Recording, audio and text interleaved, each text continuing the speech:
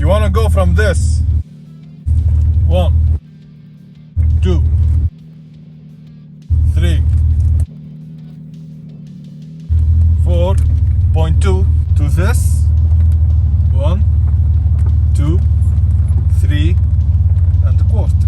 Make sure you watch this video till the end. We're gonna be giving a lot of information on how to do it in your E30 and what is the perfect steering rack swap in your car. Stay tuned. Hello and welcome everyone to our YouTube channel. So today we're gonna be replacing a steering rack on a BMW E30. So if you guys are watching, you should know, and new folks, well, we rebuilt a power steering pump on our channel before. You should go watch this video. Anyway, crossing our fingers that the steering rack in the car won't leak.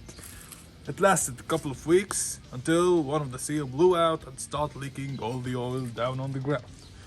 So we sat down and think about it. What is the best move that we can do to fix this situation? Well, we started looking a bunch of stuff up. We found out that replacing the BMW E30 steering rack with another rack is an upgrade. So, well, the options are the E46 steering racks. We have also the E36 M3 steering rack and the BMW Z3 steering rack. Well, we started searching for one of those racks and we found out that the Z3 steering rack, well, is so expensive. The E36 M3 steering rack does not exist. And the E46 has a bunch of options for steering rack. So the only option was to choose one of the E46 steering racks. We also did some research. We found out that we have a purple tag, which is well known, the yellow tag, which is, well, acceptable, and the blue tag, which is the, well, one of them. Anyway, we started searching for E46 racks. We didn't find any purple tags for some reason. They are missing in our country or something. But we found 3 other colored racks, which are the yellow tag, the blue tag, and the black tag. I've been told that the black tag is, well, 318 and stuff, so it's the least preferable rack for swapping and has the more turn for block to block. Anyway, we still had 2 options, which is the yellow tag and the blue tag.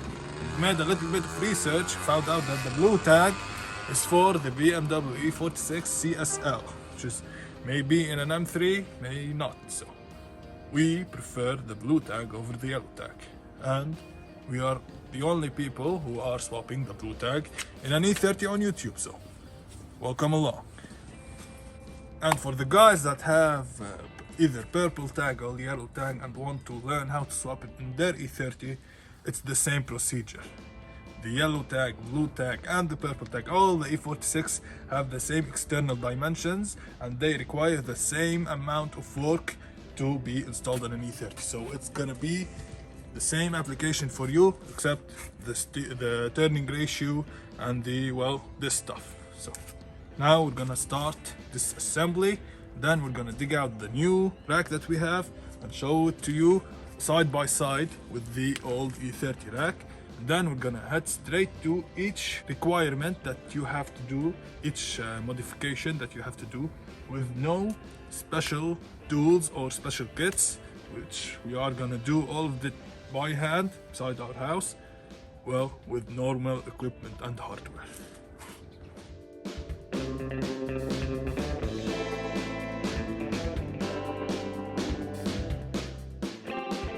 Okay guys, so first we started by removing the wheels, then it started leaking when we tilted the car up. Show them. Can you see the new puddle? Yep. Okay, so it's leaking once again. So we're gonna start on this side because there's less things to do on this side, which is all you have to do is remove the outer tie rod from the knuckle, and then you're gonna turn to the other side where you have to remove the rack bolts and also the linkage, the steering linkage, along with the steering lines. So we're gonna remove this one, then go straight to the other one. So first we're gonna start by removing the right side outer tie rod. We broke it free with the breaker bar. Now I'm gonna move the bolt rest of the way, the nut rest of the way. There it goes. this one.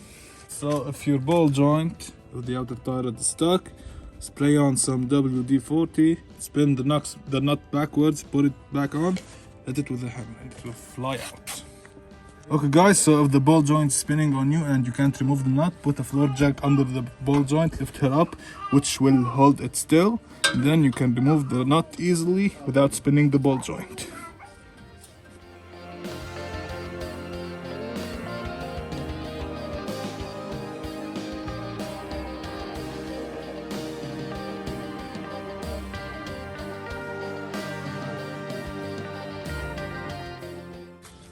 Okay guys, so first we have two bolts holding in the steering rack, which are bolt and nut, so you gotta watch out for the nut from spinning, so you need to hold it from the upper side.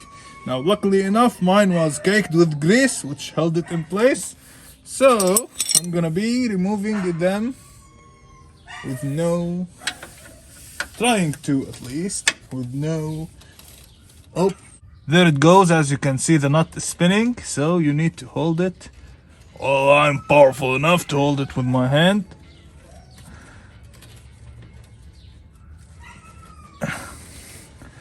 Just like that. We got the first bolt out.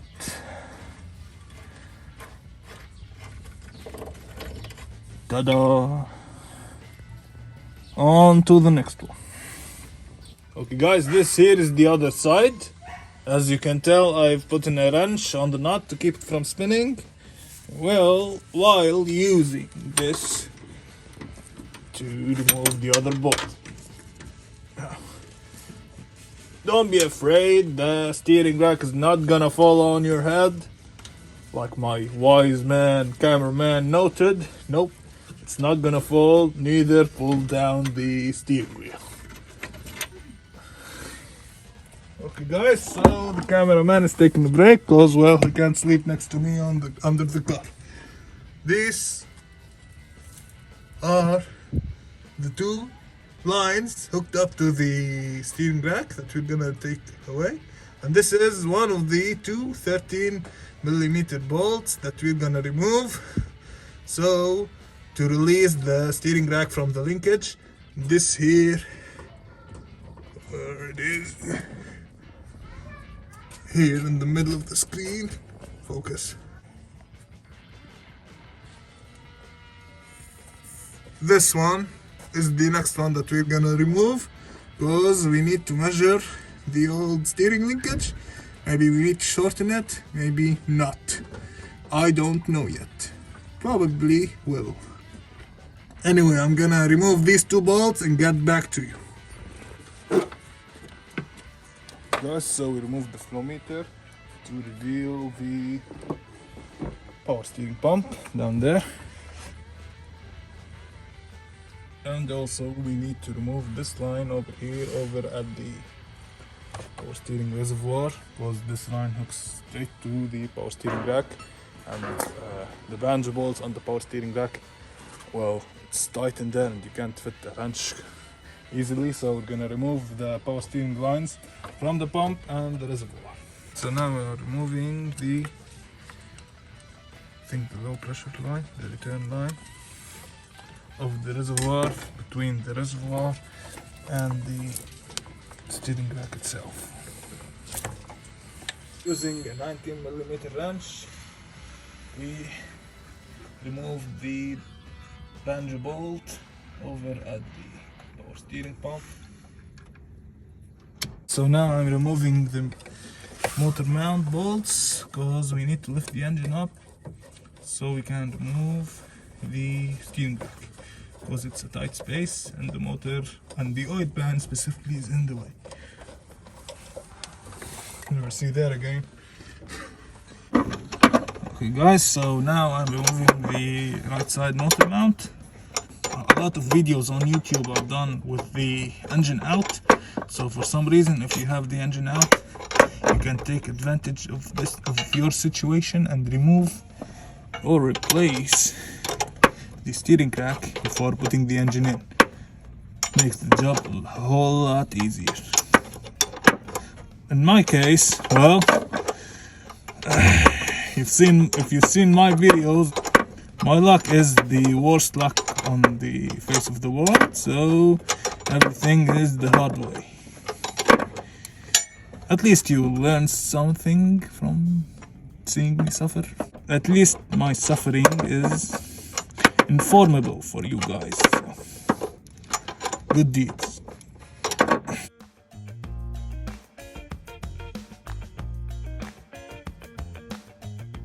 Okay guys, so as you saw, we removed both bolts for the engine mount and we lifted the engine a little bit up.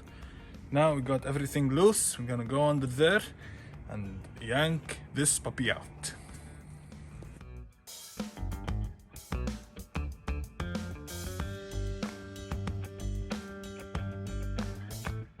Okay guys, so now we finally got the steering rack free from the linkage. I'm gonna pull it out.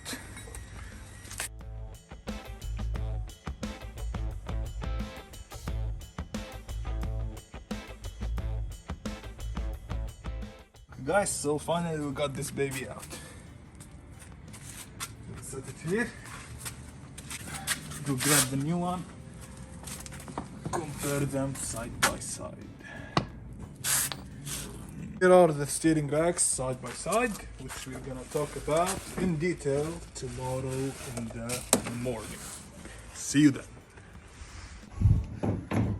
Okay guys, so it's here late next day, but we're gonna start working on it right now. So here we have both steering racks, the old one and the new one, which is the blue tag E46 CSL steering rack.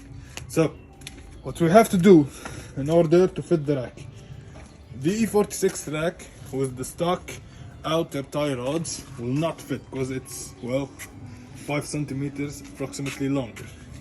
So what we're gonna have to do is mix match. So we're gonna have to keep the inner E46 tie rods because they have a special air canal and stuff. And we're gonna use an E36 outer tie rods on the E46 inner tie rods. It's gonna give us the shortened length that we need to fit it in an E30. Now, and also as you can tell, if you look closely, the power steering lines are on different sides, so we're gonna have to bend those stock lines, which we will. We got a small Chinese little pipe bender we're gonna use. I'm gonna show you how to.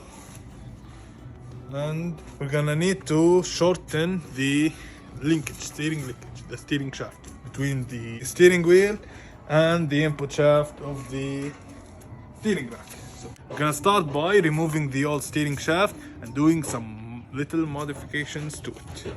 Let's start.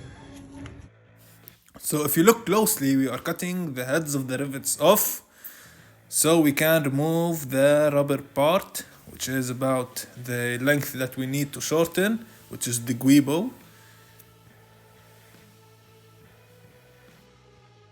If you have access to a bench vise, it's safer and it's also steadier, but well, we are two masters, so we can do what we can do. So don't try this at home. And now the piece that we need to remove falls out. Here the intermediate shaft that goes from one side of the shaft to the other is conical shaped, so there is a plastic bushing in where it enters, and now it needs to enter further, so we gotta remove that using a torch and a screwdriver. As you can tell, now it fits like a glove.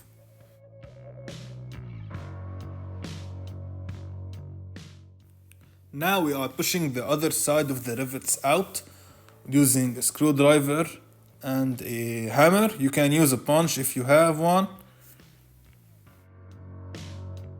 Okay guys, so as you can see, this inner shaft is gonna hit the universal joint inside, so we're gonna have to shorten it out. So I'm gonna take about this much of it to make it clear. Now we are using a handsaw to cut the shaft out because it's late at night and we don't want to fire up the cutoff wheel and cause noise to our neighbors.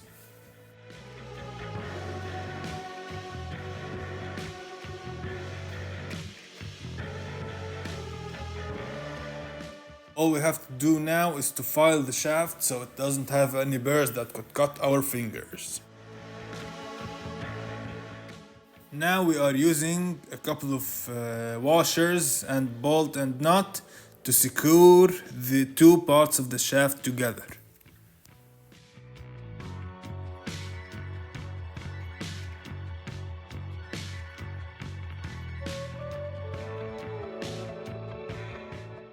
The bolts and nuts that I'm using are 30mm if you're wondering. We used two nuts and jammed them together so it won't back off. Okay guys, so we're back with the steering racks, and also over here at the mounting tabs, the old steering rack is a little bit thicker, so we're gonna measure them out. This one,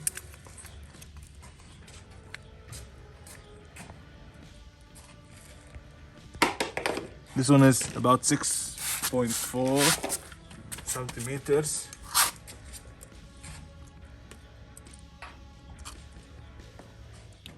This one is 5 on the dot. So what we're gonna have to do is make 14mm spacers. So we got these nuts, which are long, and also they are wide enough so that they can be fitted as spacers, along with the 15mm bolts that we have. So we're gonna grind them down, cut them down to make them 14mm. Then we're gonna be golden. So now we have the thickness of the mount that we need.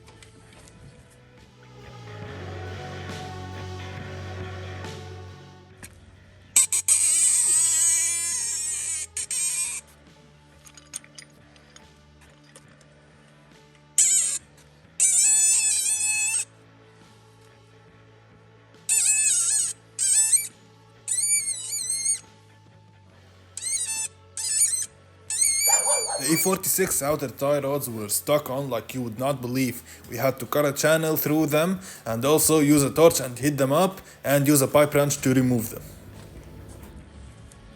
Okay guys, so now we got the E46 steering rack stripped down.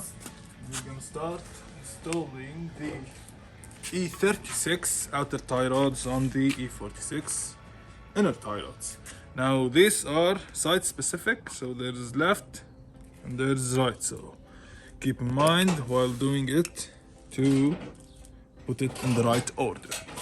Now all we gotta do is set them in. First, don't forget these lock rings.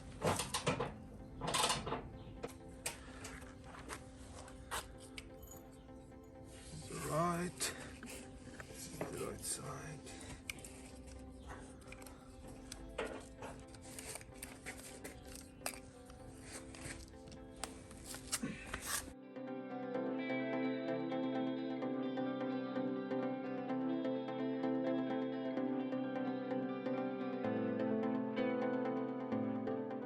Also make sure you take the measurements off of the old steering rack so you can safely go to an alignment shop and drive it on the road safely for you and for others. Okay guys, so we centered both steering racks are centered, and now we're gonna take a fixed measurement from a fixed object to the outer tie rod length. Okay, 64. Yep, that's it. Now we're sure that this side from this fixed point to the out is the same on both new and old one. And now we're gonna tighten this outer tie rod and get straight to assembly. So this is how you do it, an easy way, just before going through the alignment.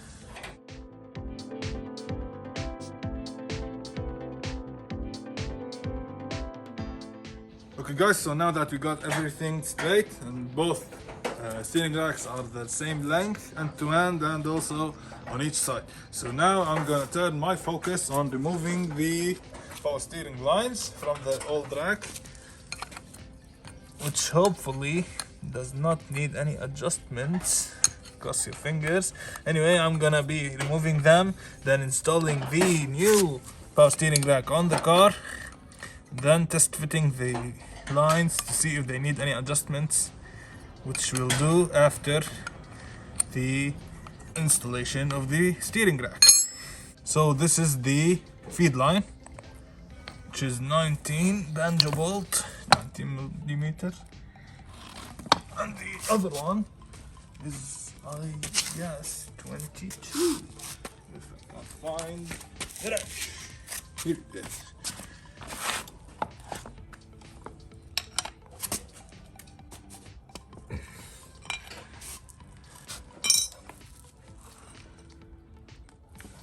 So this is the steering shaft after the modification. We took out the guibo, the middle rubber part out of it to shorten it this much, and also we drilled out the rivets. We installed two 30mm bolts with this nut and the lock nut to keep it in place. So this is German engineering right here. So now we're gonna install this on the rack, then install it all as a unit.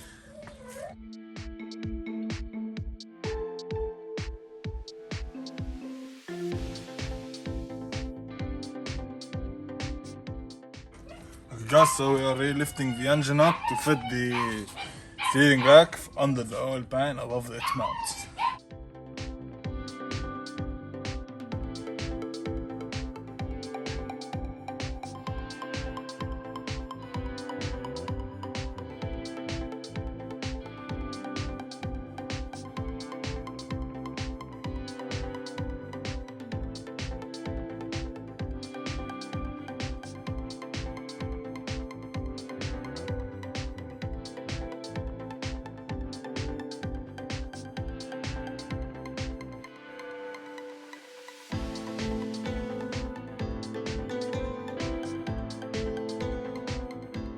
Okay guys, so it's the next day here, and as you saw yesterday, we installed the steering rack in place, and also we shortened the steering rack linkage. Everything is ready, and also lastly we used this cheap brake line bender and made a little bend in this power steering line so it can be away from everything and it has no contact with anything whatsoever. So now we're gonna start the installation of these two power steering lines. This is the one, the other one. Now we're gonna leave you with that. Okay guys, so with that done, we have the hard parts of the installation done. As you can see, the linkage is in and beautiful, and under there are the two bent lines. We bended both lines just a little bit to clear the linkage and to clear the engine mount. Now all we have to do is mount the outer tie rods on the wheels, button everything up, fill it with liquid, see if it works. Well, it should. Guys, so now I'm gonna be installing the outer tie rods along with the belt for the power steering pump, because we took it out so we don't burn the pump since it was leaking all the oil out.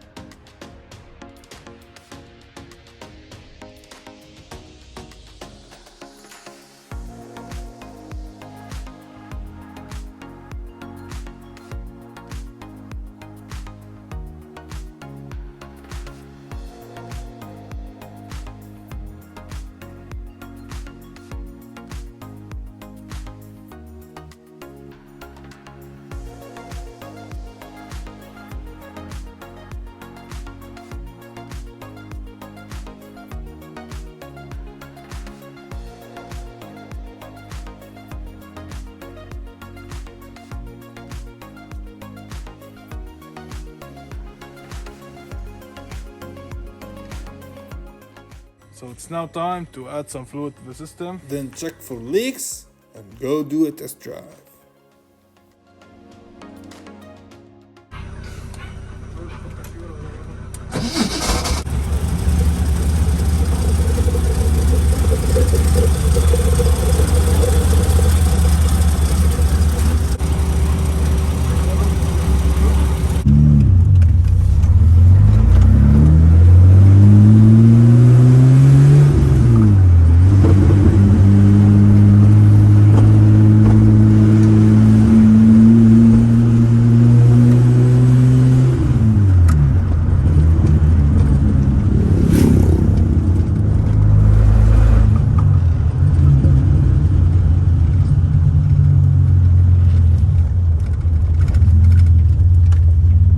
Okay guys, so with that done, we've done our first mod to the E30, which is a steering rack capable of drifting, and but it feels better on the road, on the track, and on the canyon roads all the way around. We have made it successful. So now when driving the car, you feel more in control of it over the road, and you don't have to be driving it like a truck. No four turns lock to lock. It's now more sporty and, well, better in any way, shape or form. We noticed something, that this steering rack is 3 turns and a quarter. So turns like so. 1, 2, 3 and a quarter. But we realized after doing some research that the CSL steering rack does 3.2 turns lock to lock, but it also gives more steering angle. So it's the same as the purple tag and the yellow tag, where they go 3 turns lock to lock, but this one turns more to achieve its lock to lock. So the purple and other racks turn like that. This one, on the same angle, it's 3 turns. When you turn it the 0.25 more, it goes a little bit further, so it pushes out more. Now with that done, I think the car is capable of going on tracks, and drift events, and stuff like that, which we will be, hopefully, with that of you guys, prepping it to do so. Thanks a lot for watching. Hopefully you liked the video, found it informational and helpful, as well as entertaining. See you on the next one.